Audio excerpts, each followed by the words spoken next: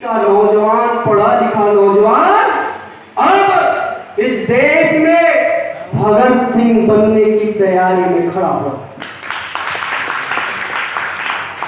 इसलिए तुम्हारी ये जो प्रॉब्लम है, समस्या कि हमारे संसाधन को कब्जा करके रोकना चाहते हो, तो हमारी भी एक समस्या है कि एक समय सीमा तक बर्दाश्त करेंगे, वो बर्दाश्त से बाहर होगा तो उसका खामियाजा आपको भुगतना होगा।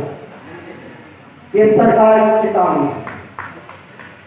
दूसरी बात, हमारे छात्रवृत्ति पाने वाले नौजवान को, जिस छात्रवृत्ति के लिए आप संघर्ष कर रहे हो, इस देश में मात्र एक छात्रवृत्ति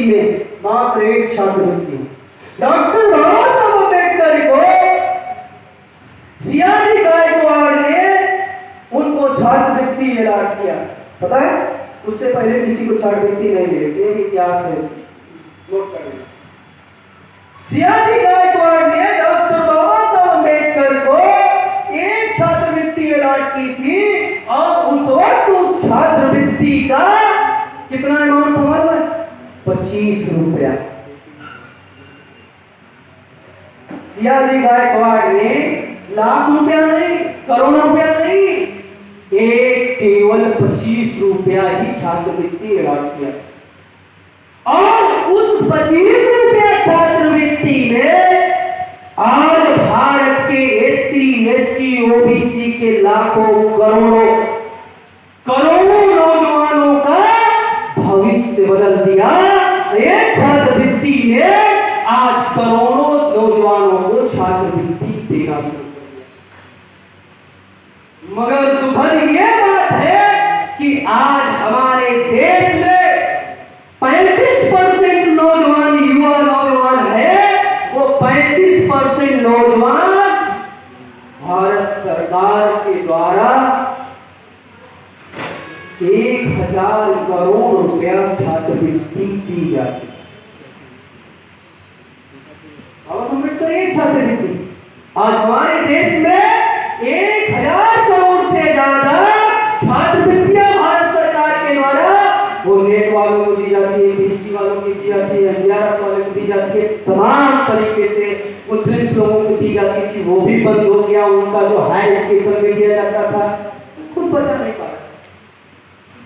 एक बाबा साहब अम्बेडकर की छात्रवृत्ति ने करोड़ों लोगों को छात्रवृत्ति प्रोवाइड कर दिया। मगर क्या हो रहा है कि आज हम करोड़ों लोग छात्रवृत्ति पाने वाले इस भीख मांग रहे हैं कि सरकार हमें छात्रवृत्ति दे, और हम भी वहां मांग रहे हैं जिनके पुरखों ने सदियों से एससी, एसटी, ओबीसी के लोगों को पढ़ने से वंचित रखा, उनको पढ़ने लिखने से वंचित रखा, जिनका डीएनए है कि आपको हर भूख, हक और अधिकार से वंचित रखने का डीएनए है। आप उन्हीं डीएनए से अपेक्षा करते हो कि हमारी सब छात्रवृत्ति देंगे। अब ये बताओ, मूर्ख कौन है? बकरी कसाई से कहे मुझे हलाली से बचा दो, बकरी कसाई से कहे कि कसाई भाई मेरी हलाल मत करो, कसाई का वही प्रोफेशन है। अगर वो प्रोफेशन छोड़ देगा तो फिर वो जिएगा।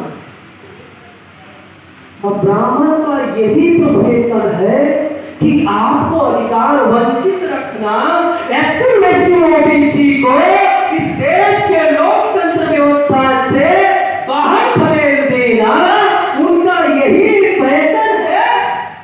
तो आपको कहां से देगा? नहीं देगा ना? तो बताओ मूर्ख कौन? इसका मतलब